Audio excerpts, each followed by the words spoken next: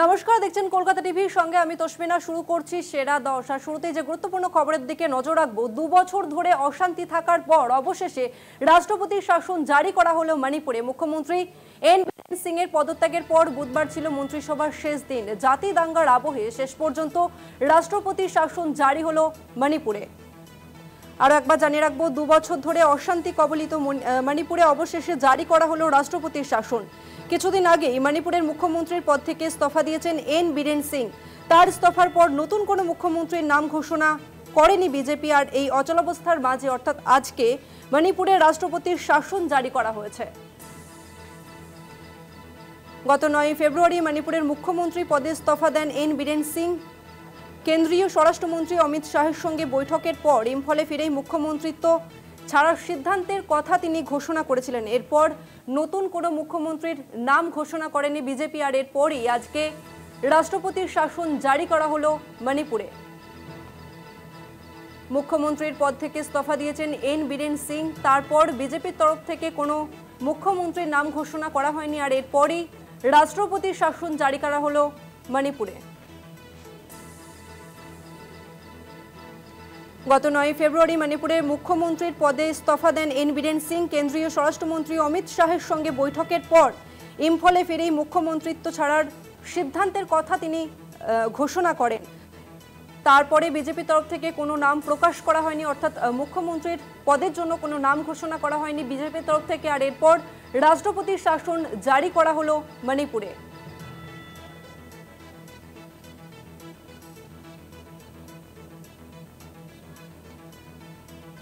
অশান্তি কবলিত মণিপুরে রাষ্ট্রপতির শাসন জারি করা হয়েছে। কিছুদিন আগেই মণিপুরের মুখ্যমন্ত্রীর পদ থেকে ইস্তফা দিয়েছেন এন বীরেন সিং। তার ইস্তফার পরে নতুন কোনো মুখ্যমন্ত্রীর নাম ঘোষণা করেনি বিজেপি।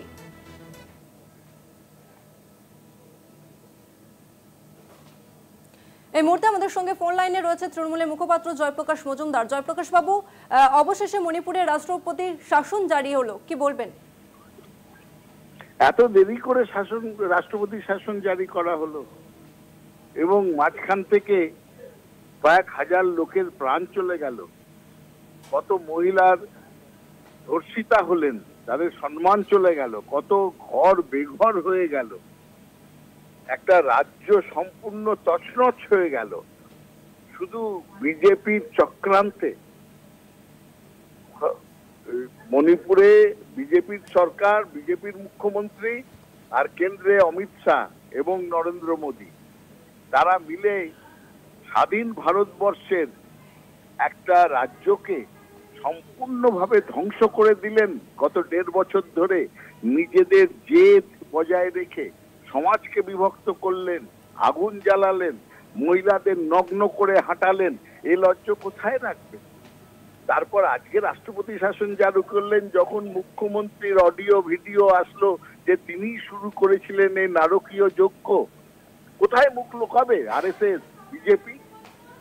স্বাধীন ভারতের অন্যতম কালো ইতিহাস হয়ে থাকবে মণিপুর, যার জন্য প্রধান হোতা অমিত শাহ এবং মণিপুরের মুখ্যমন্ত্রী বীরেন বাবু। সেই লজ্জা কোনোদিন লোকানো যাবে না, কোনো রাষ্ট্রপতি শাসন দিয়েও সেই লজ্জা ঢাকা যাবে না। ধন্যবাদ আপনাকে জয়প্রকাশ বাবু। আমরা কথা বললাম তৃণমূলের মুখপাত্র জয়প্রকাশ মজুমদারের সঙ্গে। আরও একবার জানিয়ে রাখবো, রাষ্ট্রপতির শাসন জারি হলো মণিপুরে। মুখ্যমন্ত্রী এন বীরেন সিং তিনি পদত্যাগ করেন। তারপর বিজেপির তরফ থেকে কোনো মুখ্যমন্ত্রীর পদের জন্য নাম ঘোষণা করা হয়নি। আর এরপর আজ রাষ্ট্রপতির শাসন জারি করা হলো মণিপুরে। অশান্তি কবলিত মণিপুরে রাষ্ট্রপতি শাসন জারি হলো অবশেষে। কিছুদিন আগেই মণিপুরের মুখ্যমন্ত্রীর পদ থেকে ইস্তফা দিয়েছেন এন বীরেন সিং। তার ইস্তফার পরে নতুন কোনো মুখ্যমন্ত্রীর নাম ঘোষণা করা হয়নি বিজেপির পক্ষ থেকে। 2 বছর ধরে অশান্তি কবলিত মণিপুরে অবশেষে জারি করা হলো রাষ্ট্রপতি শাসন। কিছুদিন আগেই মণিপুরে মুখ্যমন্ত্রীর পদ থেকে ইস্তফা দিয়েছেন এন বীরেন সিং। তার ইস্তফার পরে নতুন কোনো মুখ্যমন্ত্রীর নাম ঘোষণা করতে পারেনি বিজেপি। এই অচলাবস্থার মাঝে আজ মণিপুরের রাষ্ট্রপতি শাসন জারি করা হলো। আর একবার জানিয়ে রাখবো, গত 9 ফেব্রুয়ারি মণিপুরে মুখ্যমন্ত্রীর পদে ইস্তফা দিয়েছেন এন বীরেন সিং।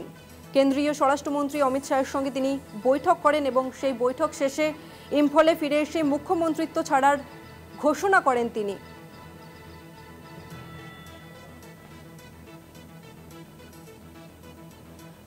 2 বছর ধরে অশান্তি কবলিত মণিপুরে অবশেষে জারি করা হলো রাষ্ট্রপতির শাসন। কিছুদিন আগেই মণিপুরের মুখ্যমন্ত্রীর পদ থেকে ইস্তফা দিয়েছেন এন বীরেন সিং। তার ইস্তফার পরে নতুন কোনো মুখ্যমন্ত্রীর নাম ঘোষণা করেনি বিজেপি, আর এই আবহে রাষ্ট্রপতির শাসন জারি করা হলো মণিপুরে।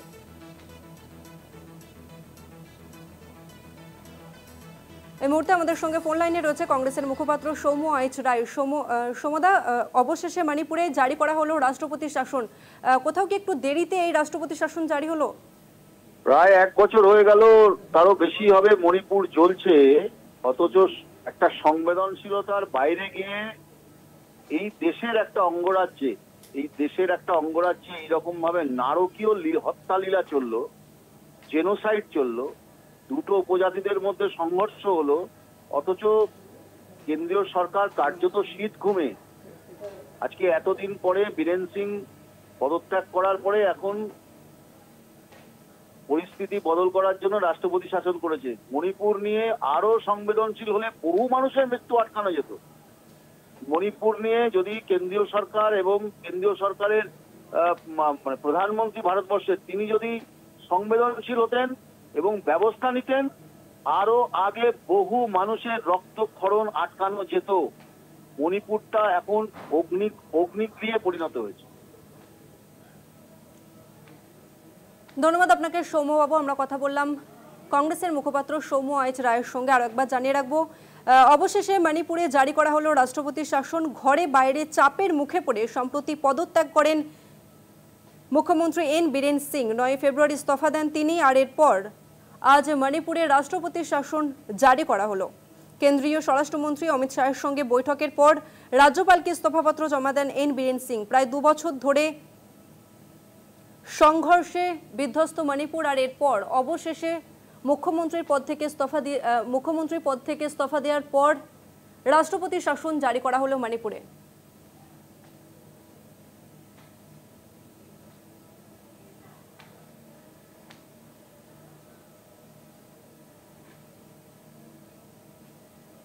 আরও একবার জানিয়ে রাখবো, অবশেষে মণিপুরে জারি করা হলো রাষ্ট্রপতির শাসন। ঘরে বাইরে চাপের মুখে পড়ে সম্প্রতি পদত্যাগ করেন মুখ্যমন্ত্রী এন বীরেন সিং। 9 ফেব্রুয়ারি তিনি ইস্তফাপত্র দেন, আর এরপর রাষ্ট্রপতির শাসন জারি করা হলো মণিপুরে।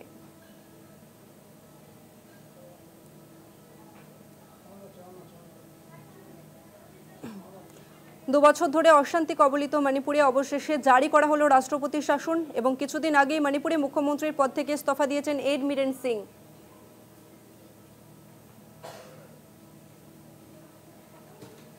এই মুহূর্তে আমাদের সঙ্গে ফোন লাইনে রয়েছে সিপিএম এর সাংসদ বিকাশ রঞ্জন ভট্টাচার্য। বিকাশ দা, মুখ্যমন্ত্রীর পদে কাউকে খুঁজে না পেয়ে কি শেষ পর্যন্ত রাষ্ট্রপতি শাসন জারি করা হলো মণিপুরে, কি বলবেন? মণিপুরে রাষ্ট্রপতি শাসন জারি হলো মণিপুরের সর্বনাশটা করে দেওয়ার পর। বহুদিন আগে থেকেই এই বিজেপি মন্ত্রিসভাকে সরিয়ে দেওয়া উচিত ছিল, কিন্তু তারা তা করেননি। আজকে পরিস্থিতি হাতের বাইরে, এখন রাষ্ট্রপতি শাসন করলেন। আগে যে বিজেপি শাসন করছিল, এখনো বিজেপি শাসন করবে, তাতে মণিপুরের অবস্থায় খুব উন্নতি হয় বলে আমার মনে হয় না। মণিপুরে অবিলম্বে নির্বাচন করে মানুষের মত নেওয়া দরকার। ধন্যবাদ আপনাকে বিকাশ রঞ্জন বাবু। আমরা কথা বললাম সিপিএম এর সাংসদ বিকাশ রঞ্জন ভট্টাচার্যের সঙ্গে। 2 বছর ধরে অশান্ত কবলিত মণিপুরে অবশেষে জারি করা হলো রাষ্ট্রপতি শাসন। আগেই মণিপুরের মুখ্যমন্ত্রীর পদ থেকে ইস্তফা দিয়েছেন এন বীরেন সিং। তার ইস্তফার পরে নতুন কোনো মুখ্যমন্ত্রীর নাম ঘোষণা করেনি বিজেপি, আর এই অচলাবস্থার মাঝে আজকে মণিপুরের রাষ্ট্রপতি শাসন জারি করা হলো।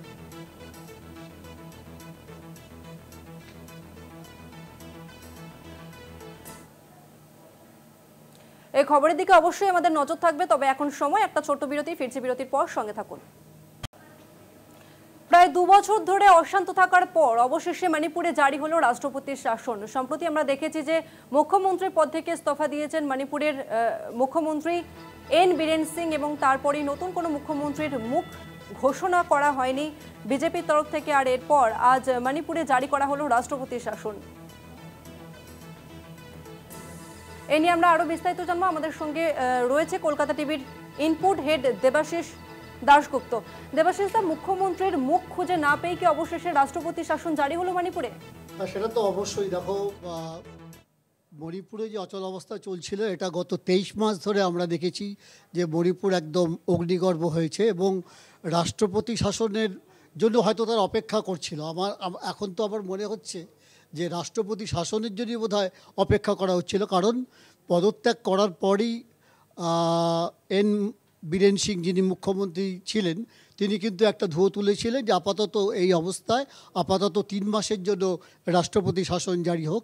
ইন দি মিন টাইম যে দায়িত্বপ্রাপ্ত নেতা বিজেপির সম্বিত পাত্র তিনি দফায় দফায় বৈঠক করেছেন বিভিন্ন গোষ্ঠীর সঙ্গে, বিজেপি নেতাদের সঙ্গে, কিন্তু পরবর্তী মুখ্যমন্ত্রী কে হবেন কোনো ঐকমত্যে পৌঁছতে পারেনি।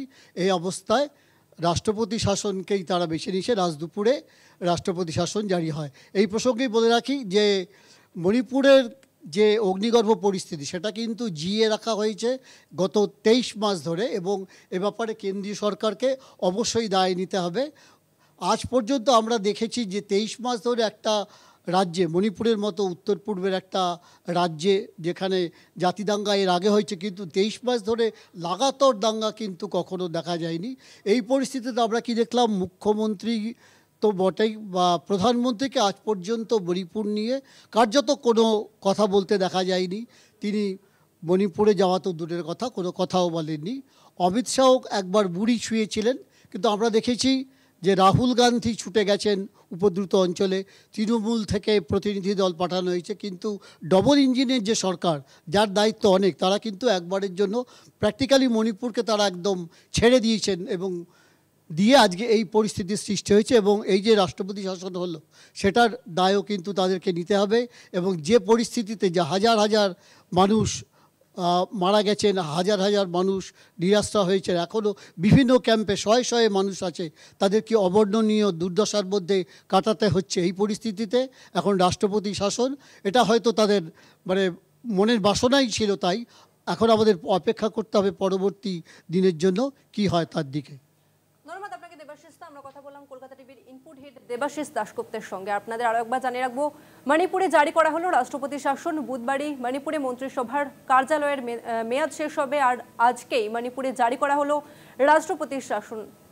মুখ্যমন্ত্রী এন বীরেন সিং তিনি পদত্যাগ দিয়েছেন মুখ্যমন্ত্রীর পদ থেকে, আর এরপরেই বিজেপির তরফ থেকে কোনো মুখ্যমন্ত্রীর পদের জন্য নাম ঘোষণা করা হয়নি এবং অবশেষে রাষ্ট্রপতি শাসন জারি করা হলো বুধবার।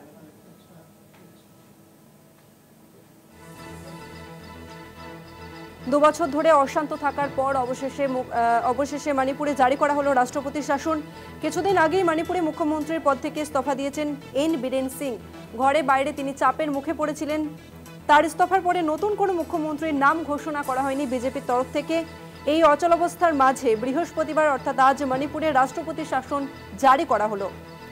গত 9 ফেব্রুয়ারি মণিপুরে মুখ্যমন্ত্রীর পদে ইস্তফা দেন এন বীরেন সিং। কেন্দ্রীয় স্বরাষ্ট্রমন্ত্রী অমিত শাহের সঙ্গে তিনি বৈঠক করেন এবং ইম্ফলে ফিরেই মুখ্যমন্ত্রিত্ব ছাড়ার সিদ্ধান্তের কথা তিনি ঘোষণা করেন। আর অবশেষে মণিপুরে জারি করা হলো রাষ্ট্রপতি শাসন।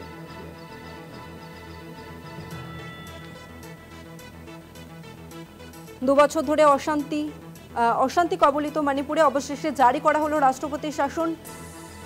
কিছুদিন আগে মণিপুরে মুখ্যমন্ত্রীর পদ থেকে ইস্তফা দিয়েছেন প্রাক্তন মুখ্যমন্ত্রী এন বীরেন সিং। তার ইস্তফার পরে নতুন কোনো মুখ্যমন্ত্রীর নাম ঘোষণা করা হয়নি বিজেপির তরফ থেকে, আর এরপর অবশেষে রাষ্ট্রপতি শাসন জারি করা হলো হিংসা বিধ্বস্ত মণিপুরে।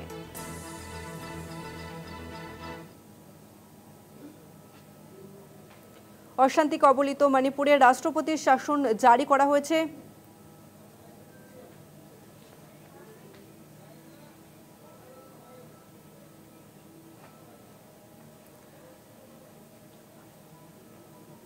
এই মুহূর্তে আমাদের সঙ্গে ফোন লাইনে রয়েছেন বিজেপি নেতা দিলীপ ঘোষ। দিলীপ বাবু, আপনি আমাদের সঙ্গে থাকুন। এই মুহূর্তে আমাদের সঙ্গে ফোন লাইনে রয়েছে Kolkata TV deputy editor Moupiya Nandi. Moupiya di, আপনি যদি প্রশ্নটা করেন।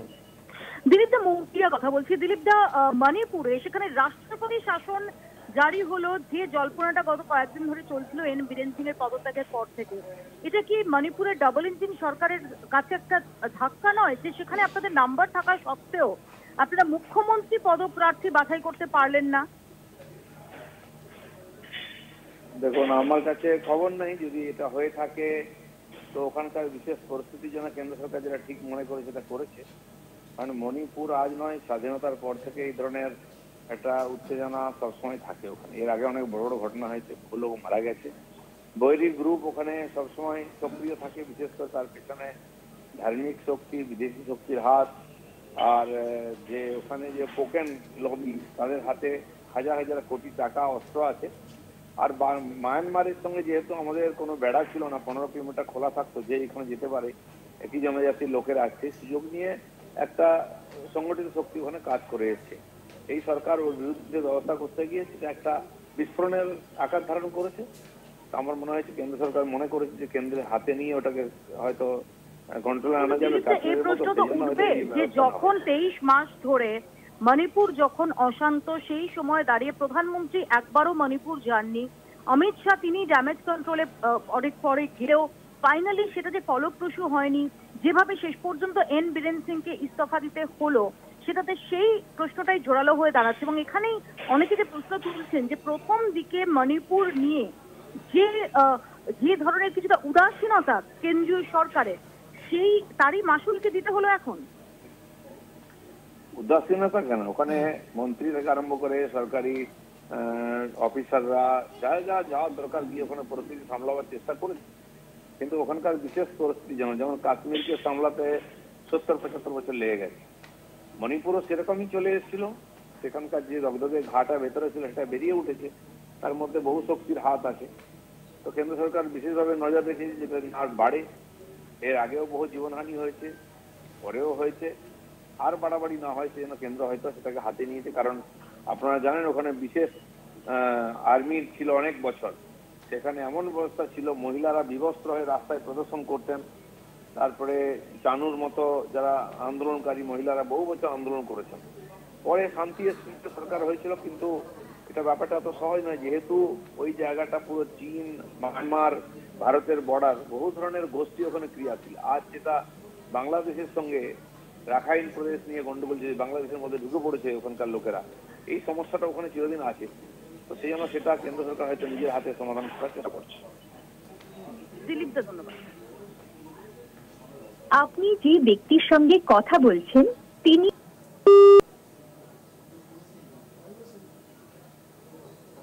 ধন্যবাদ আপনাকে দিলীপবাবু। একই সঙ্গে ধন্যবাদ জানাবো আমাদের কলকাতা টিভি ডেপুটি এডিটর মৌপিয়া নন্দীকেও।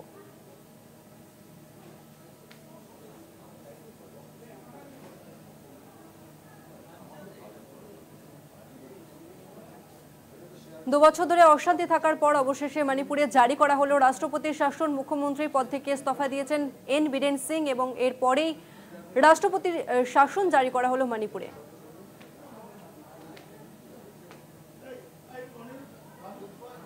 সেরা দশের সময় আরো একটা ছোট্ট বিরতি, ফিরছে বিরতির পর, সঙ্গে থাকুন। অশান্তি কবলিত মণিপুরে অবশেষে জারি করা হলো রাষ্ট্রপতির শাসন। এন বীরেনের পরবর্তী মুখ এখনো পর্যন্ত বেছে নিতে পারল না বিজেপি এবং ঠিক সেই কারণেই মণিপুরে জারি করা হলো রাষ্ট্রপতির শাসন।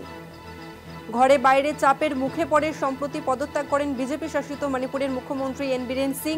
9 ফেব্রুয়ারি ইস্তফা দেন তিনি, আর বুধবার 13 ফেব্রুয়ারি মণিপুরে রাষ্ট্রপতির শাসন জারি করা হলো। কেন্দ্রীয় স্বরাষ্ট্রমন্ত্রী অমিত শাহের সঙ্গে বৈঠকের পর রাজ্যপালকে ইস্তফাপত্র জমা দেন এন বীরেন সিং। প্রায় 2 বছর ধরে অশান্ত রয়েছে মণিপুর, আর অবশেষে এন বীরেন সিং এর পদত্যাগের পর জারি করা হলো রাষ্ট্রপতি শাসন।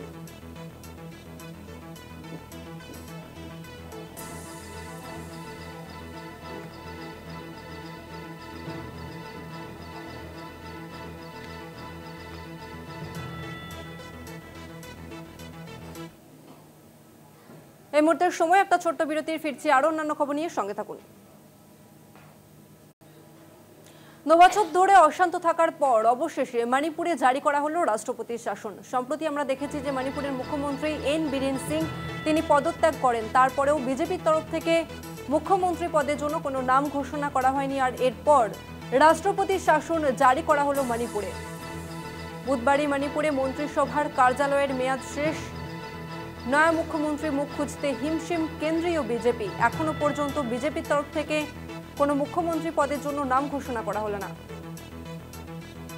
এই মুহূর্তে আমাদের সঙ্গে রয়েছেন কলকাতা টিভির পলিটিক্যাল এডিটর আশিস চট্টোপাধ্যায়। আশিস দা, এন বীরেন সিং তিনি পদত্যাগ করেছেন, তারপরেও বিজেপির তরফ থেকে মুখ্যমন্ত্রী পদের জন্য কোনো নাম খুঁজে পাওয়া গেল না, ঠিক কি কারণ হতে পারে? দেখো, মুখ্যমন্ত্রী পদের জন্য খোঁজাখুঁজি কিছুটা হয়েছে বটে, কিন্তু বিজেপির বিধায়কদের মধ্যেই বড় ধরনের মতবিরোধ থাকার কারণে, বিশেষ করে এসি এবং জো সম্প্রদায়ের যে বিধায়করা বিজেপির থেকে জিতেছিলেন তাদের মধ্যে তাদের যে মত, তার সঙ্গে মেইতেই সম্প্রদায়ের যে বিধায়করা বিজেপি তাদের মতবিরোধ ছিল এবং সেখানে বিজেপি নেতা সম্বিত পাত্র গিয়ে কয়েকদিন কাটিয়েছেন এবং কোনো প্রার্থী নাম মুখ্যমন্ত্রী হিসেবে খুঁজে বার করার জন্য চেষ্টা করেছেন, কিন্তু শেষ পর্যন্ত সেটা সম্ভব হয়নি এবং তখনই সম্ভবত উচ্চতম স্তরে সরকারের এবং বিজেপি দলের এই সিদ্ধান্তে পৌঁছানো হয় যে রাষ্ট্রপতির শাসন ছাড়া কোনো রাস্তা আর খোলা নেই। আসলে রাষ্ট্রপতি শাসনের বিকল্পটা নিয়ে ভাবনা চিন্তা শুরু হয়েছিল সম্ভবত চলতি বছরের 3 জানুয়ারি, যেদিন অজয় ভাল্লাকে, তিনি স্বরাষ্ট্র দপ্তরের সচিব ছিলেন, সেই অজয় ভাল্লাকে ওখানে গভর্নর করে যখন পাঠানো হলো। অজয় ভাল্লা এখানে বলে রাখা ভালো অমিত শাহর খুবই ঘনিষ্ঠ আমলা বলে পরিচিত।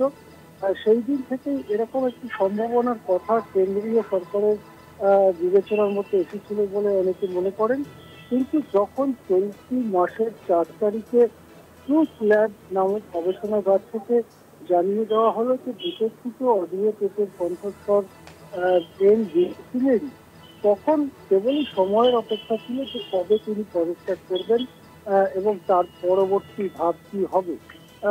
শেষ পর্যন্ত এন বীরেন সিং পদত্যাগ করেছিলেন, কিন্তু রাষ্ট্রপতি শাসন জারি করার জন্য আজকে 13 ফেব্রুয়ারি রাত অবধি অপেক্ষা করা হলো কেন? এটা একটা বড় প্রশ্ন কিন্তু রাজনৈতিক মহলে রয়েছে এবং থেকে যাবে এই প্রশ্ন। তার কারণ আমরা জানি যে বাজেট অধিবেশন চলছিল সংসদে এবং সংসদের বাজেট অধিবেশনের প্রথম পর্ব আজকেই শেষ হলো। পরের পর্ব শুরু হতে দেরি আছে, 10 মার্চ পরের পর্ব শুরু হবে।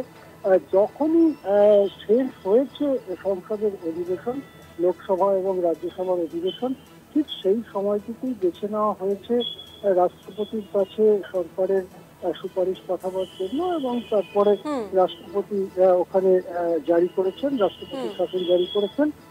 অর্থাৎ পার্লামেন্টে যাতে ফেস করতে না হয়, পার্লামেন্টে যাতে এই নিয়ে কোনো প্রশ্ন না ওঠে, সেই জন্য সময়টাকে বেছে নেওয়া হয়েছে যাতে লোকসভা এবং রাজ্যসভার অধিবেশনটা শেষ হওয়ার পরেই এই প্রোক্লামেশন বা ঘোষণাপত্র প্রকাশ করা যায়। হ্যাঁ, ধন্যবাদ আপনাকে আশিস দা। আমরা কথা বললাম পলিটিক্যাল এডিটর আশিস চট্টোপাধ্যায়ের সঙ্গে।